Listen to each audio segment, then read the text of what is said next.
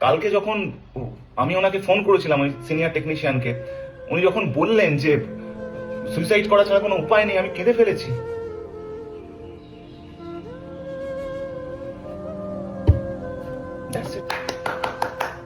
চিরজাগা বন্ধ হয়ে গেছে।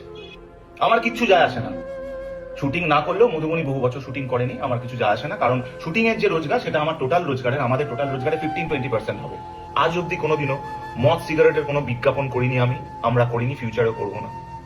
যা করেছি সততার সাথে এই পয়সা কামিয়েছি, সততার সাথে এই জায়গায় এসেছি। আমি জোরহাত করে বলছি, আপনারা যারা এই বিষয়টা নিয়ে ভাবছেন তারা আরেকবার ভাবুন যে চিরসখার দোষ কোথায়, এর সাথে যুক্ত যারা, আমরা কি দোষী? মানে এখানের আর্টিস্ট, এখানের টেকনিশিয়ানরা কি দোষ করলো ভাই? প্রতিবাদ হোক 100%, তদন্ত হোক, সবকিছু হোক, কিন্তু চিরসখা কি দোষ করলো? This is my whole point. Junior হিসেবে কাজ শুরু করেছি, 500 টাকাও পাইনি।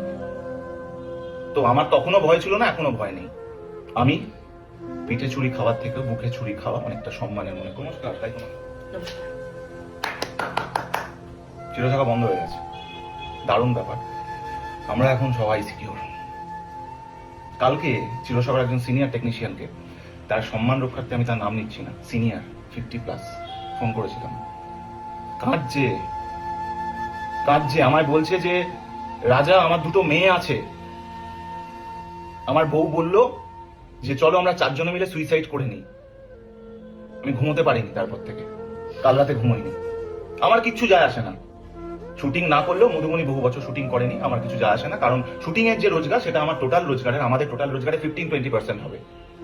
কিন্তু আমার যায় আসে যখন আমার ছেলে বড় হবে, যখন ও জানবে যে এরকম একটা ঘটনা ঘটলো, তার বাবার কাছে টাকা ছিল, পয়সা ছিল, ক্ষমতা ছিল, ফলোয়ার ছিল, ভালোবাসা ছিল, কিন্তু সে কিছু বলেনি, চুপ করে থেকেছে। আমি পিঠে ছুরি খাওয়ার থেকে বুকে ছুরি খাওয়া অনেকটা সম্মানের মনে করি। তাই তোমাদেরকে বলছি, কি দোষ করেছে টেকনিশিয়ানরা, কি দোষ করেছে বাকি আর্টিস্টরা? আমরা কি দোষী? চিরসভা কেন বন্ধ হলো? টেকনিশিয়ানরা, তাদের কত টাকা পার ডে হয়, কত সঞ্চয় থাকে? এই তো এর মধ্যেই গত সপ্তাহেই একজন টেকনিশিয়ান দাদার সাথে কথা হচ্ছিল, বললো যে দাদা আমার মেয়েকে বোধহয় স্কুল নাকি একটা কথা বলছিল, স্কুলে দেবো, এরকম একটা কিছু কথা তো চলছে। ছোট মেয়ে, একজনের পায়ে অপারেশন হবে, পায়ে ব্যথা আছে। তারা যারা এই ভিডিওটা দেখলে বুঝতে পারবে, আমি কারোরই নাম নিচ্ছি না। কি করবে তারা, কি করবে? এবার তোমরা বলতে পারো যে দাদা সিরিয়াল তো বন্ধ হয়। হ্যাঁ, বন্ধ হয়, বন্ধ হওয়া জোর করে বন্ধ করে দেওয়ার মধ্যে তফাৎ আছে বস। কিন্তু গরিব মানুষ, যারা খেটে খাওয়া মানুষ, তারা কি করবে? আর আর্টিস্টদেরও বিরাট কোনো ভালো অবস্থা নয়, আর্টিস্টদেরও ভালো অবস্থা নয়। এটা এটা তোমার মুম্বাই বা সাউথের ইন্ডাস্ট্রি নয়। হ্যাঁ, আজকে আমি এই ভিডিওটা বানাতে পাচ্ছি হয়তো এই অভিনয় করে রোজগারের ওপর আমি একদমই পুরোটা নির্ভরশীল নয়, তা না হলে আমাকে চুপ করে থাকতে হতো। এটাই ব্যাপার। দেখো, তোমরা বিচার করে দেখো, কি আর বলবো। কি বলতো, রাইট নেই। অভিনয়টা না আমার ভালোবাসা, এরকম ভাবে আমার ভালোবাসাকে কেড়ে নেওয়ার কোনো রাইট নেই কারোর। ফাট করে একটা নির্দেশ, কোনো রাইট নেই। যারা আমরা অভিনয় করতে এসেছি, অনেকে বড় চাকরি ছেড়ে এসেছে। আমি নিজে ইঞ্জিনিয়ার, বিটেক ইঞ্জিনিয়ার, বড় কোম্পানিতে চাকরি করতে পারতাম, তো বিদেশে থাকতে পারতাম। রিস্ক নিয়েছি, ইন্টারভিউ দিইনি, কারণ আমি অভিনেতা হব, আমি অভিনয় করব, অভিনয় করে রোজগার করব। তখন জানতাম না যে নাম করব, জানি অভিনয়টা করতে হবে। আরে বস, জুনিয়র হিসেবে কাজ শুরু করেছি, 500 টাকাও পাইনি। তো আমার তখনও ভয় ছিল না, এখনো ভয় নেই। ভয় আমার নেই। প্রতিবাদ হোক 100%, তদন্ত হোক, সবকিছু হোক, কিন্তু চিরসখা কি দোষ করলো? This is my whole point. মানে এখানের আর্টিস্ট, এখানের টেকনিশিয়ানরা কি দোষ করলো ভাই? আমি তো এটা বুঝতে পারলাম না। হ্যাঁ, দোষী আমরা। আমি আমার কাজকে ভালোবাসি, এটা আমার দোষ না? দাদা, এখন আবার শুটিং করার কি আছে? কেন ভাই? তোমারই বা তাহলে চাকরি করার কি আছে? তোমারই বা তাহলে ব্যবসা করার কি আছে? এটা তো আমার রুজি রুটি। প্রতিবাদ করবো না, এখনো কিছুই বলবো না, চুপ করে থাকবো? এতটা স্বার্থপর? খালি নিজেরটা বুঝি।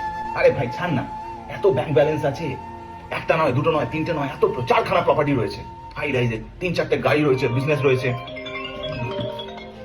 3-4টে গাড়ি রয়েছে, বিজনেস রয়েছে। কি যায় আসে? কিছুই যায় আসে না। ও ঠিক আছে, চুপি চুপি আরেকটা প্রডিউসারকে ফোন করবো, ফোন করে বলবো যে দাদা আমি খালি আছি এখন, হ্যাঁ এটা দেখে নেবেন, ব্যাস ওইটুকুই। তারপর আবার ঢুকে যাবো, রেমুনারেশনটা ওই ফাঁক তালে একটু বাড়িয়ে নেবো। না, পারলাম না, এটা করতে পারলাম না, এটা করতে পারলাম না। জানি এটার অনেক বিরূপ প্রতিক্রিয়া হতে পারে, অনেকে ভুল বুঝতে পারে, কিন্তু আমি জোরহাত করে বলছি আপনারা যারা এই বিষয়টা নিয়ে ভাবছেন তারা আরেকবার ভাবুন যে চিরসখার দোষ কোথায়, এর সাথে যুক্ত যারা আমরা কি দোষী। যে স্বেচ্ছায় ছাড়তে চাইছে সেটা তার ব্যক্তিগত বিষয়, কিন্তু বাকিরা 50, 60, 70 জন টেকনিশিয়ান, তাদের পরিবার, 30-40 জন আর্টিস্ট, আর এতই সহজ ইন্ডাস্ট্রিতে কাজ পাওয়া। Is it so easy? আবার এটা অনেকে ভাববে যে একটা নতুন সিরিয়ালে ঢুকে যাবে, অত সহজ নয়। আমার জন্য সহজ, আমার জন্য সহজ, কারণ আমি এস্টাবলিশড, আমি 15-16 বছর ধরে কাজ করছি। সব হাউসের সাথেই আমার খুব ভালো সম্পর্ক আছে, প্রত্যেককেই আমাকে খুব ভালোবাসেন এবং প্রত্যেককে আমি শ্রদ্ধা করি। এবং আমি যারা এই নিয়মটা, যারা আপনারা এই নির্দেশটা দিয়েছেন তাদেরকেও আমি শ্রদ্ধা করি। শুধু বলছি একটু ভেবে দেখবেন, আমার কারোর সাথে কোনো শত্রুতা নেই, কারোর এগেনস্টে কিচ্ছু বলার নেই, কারণ এই ইন্ডাস্ট্রিটা আমার পরিবার। শুধু আমি বলছি যে একটু ভেবে দেখুন, মানুষ কিন্তু সমস্যায় আছে। কালকে যখন আমি ওনাকে ফোন করেছিলাম, ওই সিনিয়র টেকনিশিয়ানকে, উনি যখন বললেন যে সুইসাইড করা ছাড়া কোনো উপায় নেই, আমি কেঁদে ফেলেছি।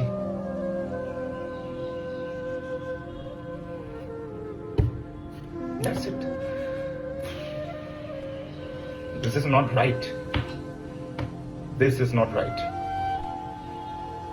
করবো না শুটিং, কিচ্ছু যায় আসে না আমার, করবো না।